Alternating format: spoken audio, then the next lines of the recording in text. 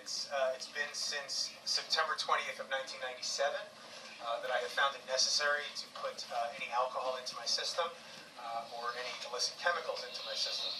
And with God's grace, I have an opportunity to hopefully be of real service to you folks this evening and over the course of the next 4 sessions.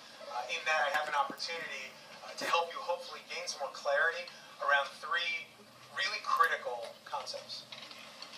The first concept is about alcoholism, what it is, understanding what it is, and getting an opportunity to diagnose yourself. Do you have this problem? What's wrong with you? And is what's wrong with you alcoholism? And how would you know? How do you determine that? The second concept is, what's the solution to that problem? If you realize you have the problem, and you diagnose yourself as having the problem, what's the solution to the problem? And the third concept is, how do you bring that solution to light? How do you make that solution happen, which is about action? Well, those are the 3 things you're going to need for recovery. Quite frankly, those are the 3 things that anybody in the world needs to solve any problem in the world. What's the problem? What's the solution to the problem? And how do you bring the solution to light? Now, because there's been an unbelievable watering down of our basic message over the course of time that AA has been in existence, which is a little over 70 years, there has leaked into our rooms an immense amount of misinformation around these 3 concepts. What's your problem? What's the solution to your problem? And how do you bring the solution to light? And that misinformation, that erroneous information, considering that we are dealing with life and death when it comes to alcoholism and other kinds of addiction, that erroneous information serves to do more than just be a detriment to you. It may serve to assist in killing you. It's deadly information. Therefore, it's pretty integral that we understand what the truth is. What are the facts? What is AA? What is not AA? And I want to be clear, when I say the facts, I'm not talking about Michael Mark's opinion. I think that's probably the only time I'm going to speak about myself in the 3rd person, so please excuse me. We're not talking about my opinions. I'll offer you a few opinions over the course of these 4 sessions, and you can distinguish what you think of me and how much stock you'd like to put in my opinion, and do what you want with those opinions. But here's the thing about opinion in the 12-step room. They're opinions. Not only are they opinions, they're the opinions of drunks and addicts. I'm not suggesting drunks and addicts don't have decent opinions. I expect I have some decent opinions. I also think I have some crazy ones. And if you want to know about all my opinions, catch me in the parking lot. We can have a nice conversation. But what I can absolutely tell you is my opinions will not get you well. Nobody's opinions will get you well. And quite frankly, the opinions of drunks are easy to come by. You can go to bars for that. Right? But the idea of the rooms is not for you to get people's opinions. With that said, you will find AA littered with people these days who will give you opinions and frame them as fact. And that is going to be very dangerous for someone who's early in recovery. Right? So what we're going to concentrate on are the facts from the big book of Alcoholics Anonymous. That's our basic text. That's the textbook of AA. That's what we're here to talk about. Now, hypothetically, let me take you back to, let's say, for our purposes, 1947. You walk into an Alcoholics Anonymous meeting in 1947. You're sick and suffering. You're dying from untreated alcoholism. And you stroll in for the first time. Here's basically what you could have expected to happen. You would have been welcomed upon entering. You would have been embraced upon entering. You would have been introduced to all the members of that respective group. They then would have assigned you a sharing partner. So you would have been linked up with somebody. Sharing partner, by the way, means the exact same thing as sponsor. What they called a sharing partner then, we call a sponsor today. We didn't have the terminology back then, which, by the way, is why you won't find the word sponsor in the big book. Right? But this whole thing of searching out somebody didn't exist then.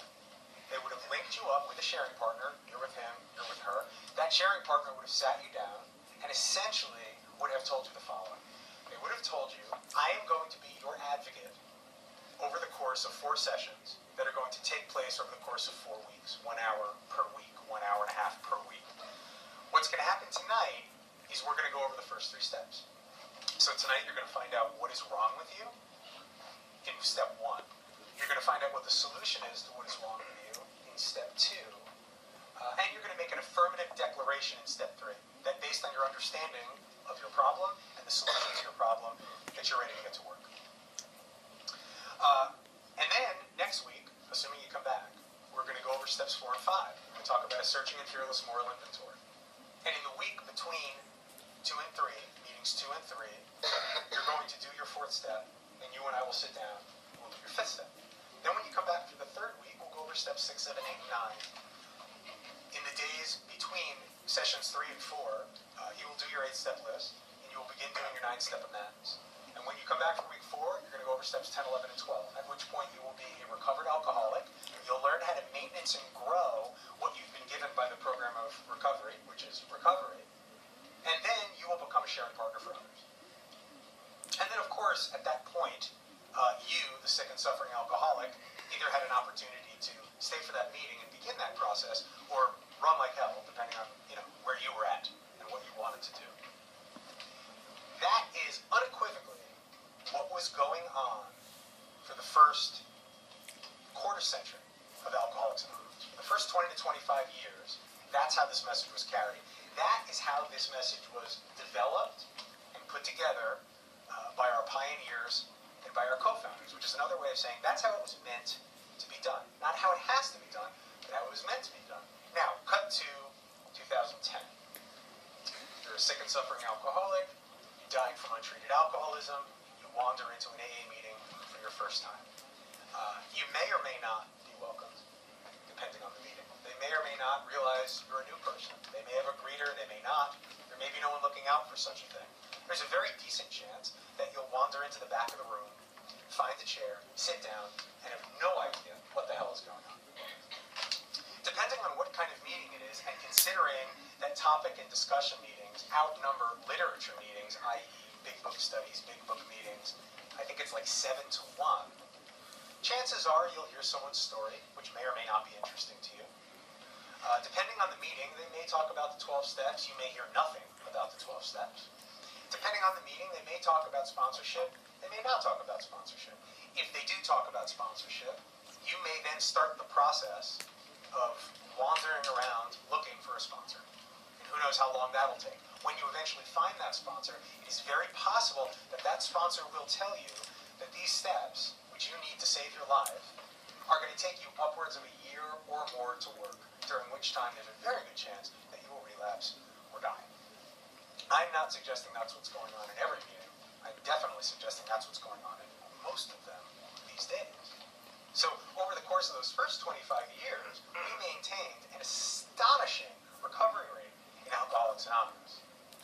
In the last 25 years, we've gone into the dumper in terms of our recovery rates.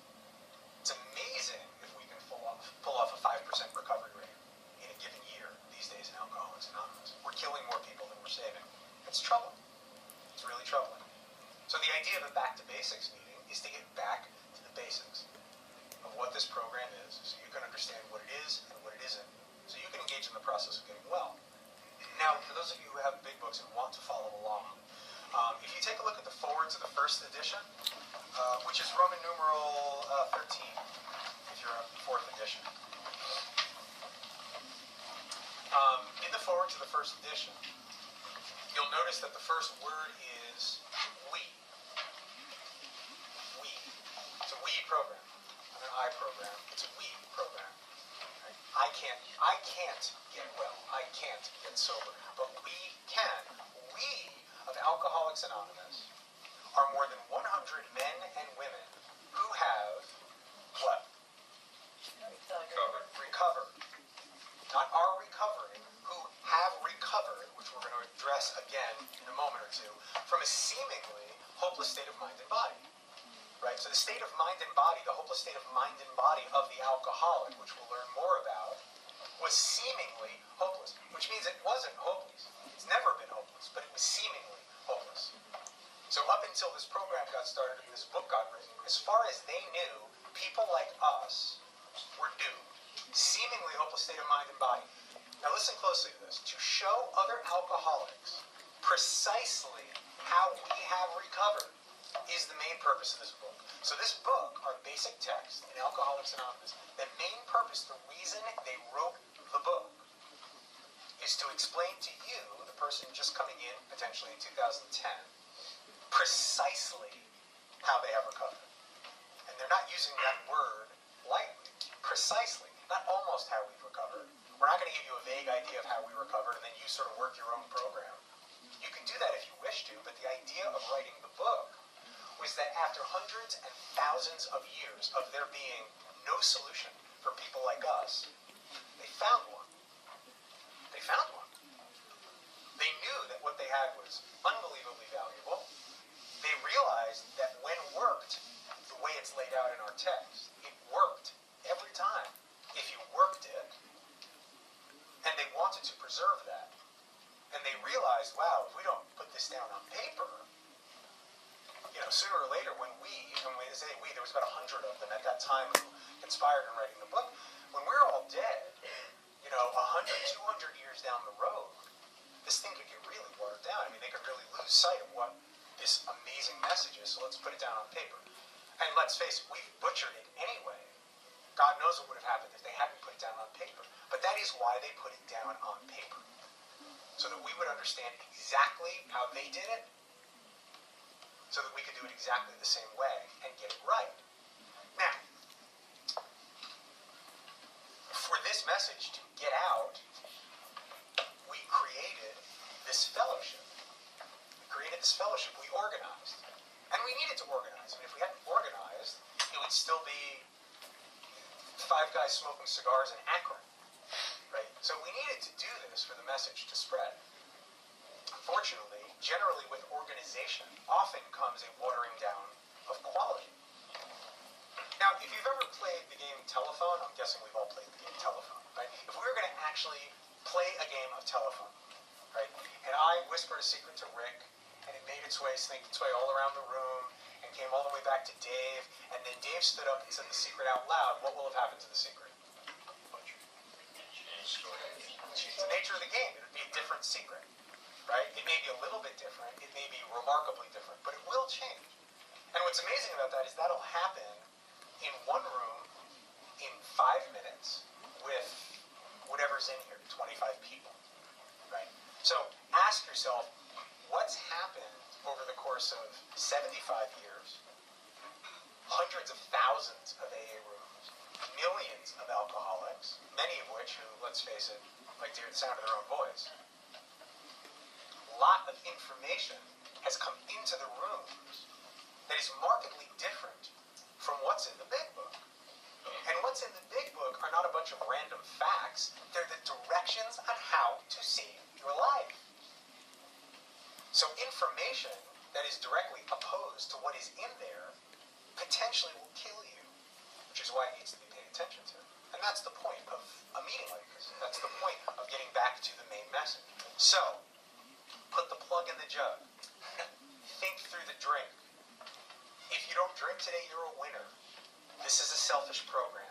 Just don't drink and go to meetings. Take what you want and leave the rest. We will always be recovering. There are no musts in the big book. This program will rub off on you. No. None of those things are true. None of those things actually come from our history or from our text.